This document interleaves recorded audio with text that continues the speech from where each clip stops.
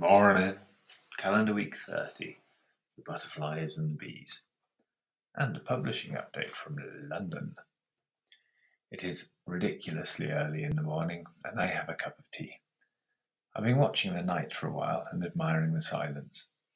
It feels more relaxing than sleep, sitting here watching bats all whirling and dancing outside the window, having a final feast on morning twilight insects before their high-speed docking return to the eaves to hang around away from the heat for the rest of the day.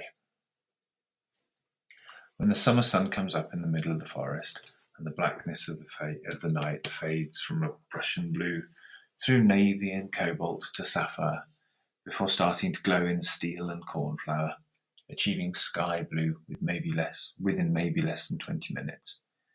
Today, though, the battleship grey clouds still maintain a memory of the night as they sweep past the frame of the window. I've been thinking a lot lately that I haven't seen the sea in quite a while. I hadn't noticed I haven't seen a sunset or a sunrise in some time either. The trees get in the way. There was some good news from London. The publisher has accepted the manuscript as complete and good enough. That means a whole cascade of things. From my point of view, as I understand the contract, it means that they can't ask for the first part of their advance back, and they have to pay me the second part. Both of these are great news for the same reason. I spent the first chunk a long time ago. I try not to live my life too much in the future, but I have been looking forward to the next dollop of cash for a while. There are things that are stalled until it comes in. Example, the biogas generator. I can't complete assembly of it without an air compressor. How's that for an unexpected glitch? It means that I have to really get cracking with the descriptions for the illustrations, especially the full-page ones. We will be introducing some awesome, never-before-seen ideas in the illustration space. When I signed the contract, I told the publisher that I wanted to create something that they hadn't seen before. I think that we have achieved that, or at least we're on the road towards it. I also promised them an original thought or idea on every page. Things that had never been written in a gardening book before. It's not a gardening book. I'm not sure that I've managed it on every page, but I think the hit rate is still pretty high. I don't think that there's no story or anecdote in there that I've ever shared in here. Actually, I've tried to make it entirely original. There will be a great many things in there that you have heard from me if we've spent any amount of time in the garden or around the dinner table or campfire.